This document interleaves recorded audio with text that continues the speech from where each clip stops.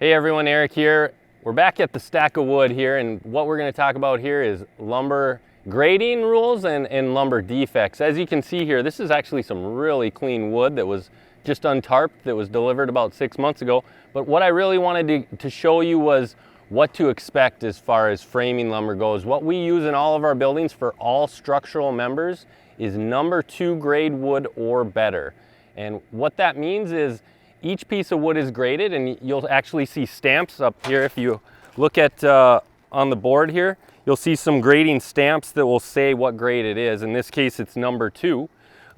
With that, there are allowable defects. So you might see cases of some wane, which is where you'll see bark or the corner of the board missing a little bit or rounded off. You'll see some chunks for knots. You'll see possibly some light splitting.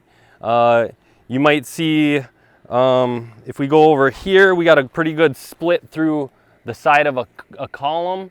But all these boards are actually designed with those flaws as is, and they're graded to be structurally sound for the use given those flaws. So expect the wood not to be perfect. There are going to be some flaws, but that is perfectly fine.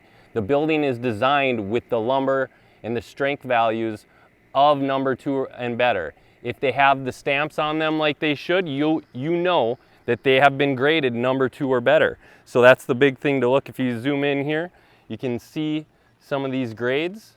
In this case, it's some spruce pine fir, kiln dried. That's very important. We want to use kiln dried framing lumber for all of our buildings so there is no shrinkage. In this case, I don't see any twists really of any kind. You'll also see that the customer did a great job leaving this banded right until he's ready to use it. I just wanted to show everyone the ends of the boards. You can kind of see some of the defects better at the ends. Again, this is number 2 grade. If we zoom in a little bit, you can see they actually will stamp the ends of some of these boards so you know the length. That makes it really easy when you're doing your inventory and counting, but in this case it has a stamp number 2. 10 foot, so you know right away, here's some of your 10 foot 2x6s. They're number 2 or better like they should be. And all I really wanted to show was, you know, how some of the wane is there. That's expected. This all meets number 2 grade or better. You'll see some cracks. That's expected. Those meet rules of number 2 or better. I also have here some treated 2x4s in this case. These are going to be treated to a retention level of UC3B. These in this case are going to be used for base plates for some interior framing. They're going to have some interior walls in this building, so that's why there's some treated 2x4. But the other important thing is to make sure that any columns are properly treated, any of your 2x8 skirt boards or splash planks are properly treated.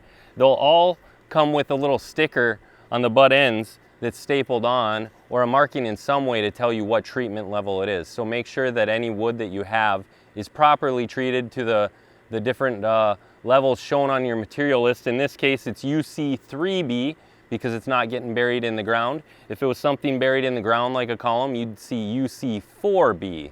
And it would say ground contact or something to that nature. So just make sure you're checking this out.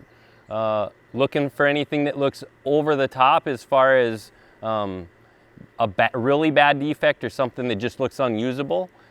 We're here to help. You know, if something is unusable, we'll get it replaced and swapped out for you. We just need to be able to see what it is.